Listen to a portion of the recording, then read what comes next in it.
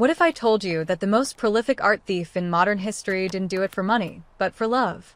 Not the love of a woman, not the love of power, but the obsessive, burning love for art.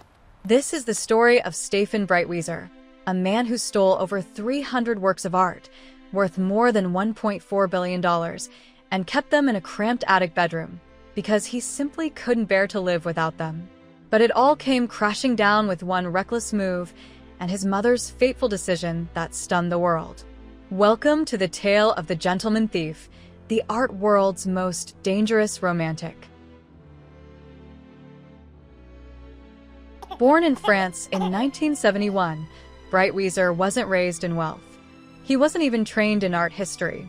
He grew up in Alsace, a picturesque region full of castles, churches, and sleepy towns hiding centuries-old masterpieces. He got his first job as a hotel waiter, a job that allowed him to travel across Europe.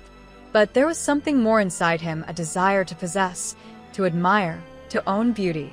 He wasn't interested in Picasso or Van Gogh.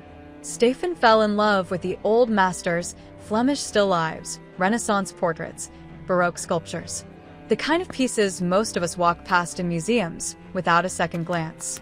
And at 25, he made his first move. At a small museum in Thun, Switzerland, he spotted a 17th century still life by Christian Wilhelm Dietrich. Small, delicate, exquisite. There were no guards. No alarms. No cameras. So he slipped it off the wall, hid it under his coat, and walked out. Just like that, a career was born. Breitwieser wasn't a brute. He never broke a window, never carried a weapon. His heists were elegant, swift, and silent.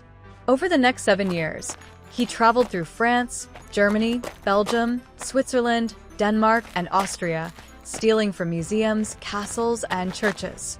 Sometimes he worked alone, but often he was accompanied by his girlfriend, Anne-Catherine Kleinglass, a quiet woman who stood guard while he lifted the paintings. They were a modern-day Bonnie and Clyde, except instead of robbing banks, they robbed art galleries. And instead of spending the loot, they hoarded it. Their base of operations? His mother's attic. An ordinary suburban house in Mulhouse, France. Inside that attic was a private museum. Golden frames stacked floor to ceiling.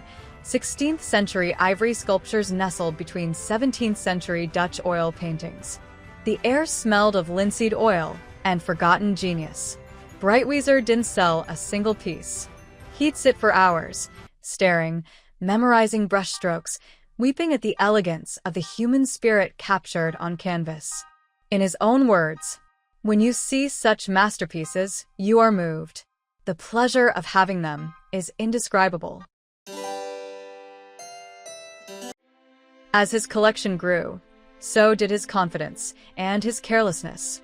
He began stealing 2, sometimes 3 pieces a week.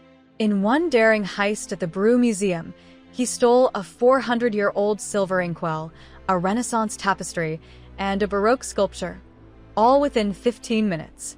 But he wasn't just stealing from obscure collections. He hit the Ludwig Museum in Cologne, the Castle of Gripsholm in Sweden, the Kunsthistorisches Museum in Vienna. He even took a 17th century Bugatti clock from under the nose of a curator giving a tour. It became a game. He learned how to remove glass panels with suction cups, how to disassemble frames silently, how to distract docents with a smile and a question while his fingers worked behind his back. He was a ghost. Interpol? Oblivious. Local police? Clueless. Museums? Embarrassed. But like all great criminals, his downfall was written in his arrogance. In 2001, at the Richard Wagner Museum in Lucerne, Switzerland, he saw a stunning ivory trumpet from the 17th century. He couldn't resist. He snatched it, but this time the guards noticed. As he tried to escape, he was chased and arrested. Finally, after 7 years and over 300 stolen items, the game was over. But that wasn't the most shocking part. The real horror came days later in Mulhouse.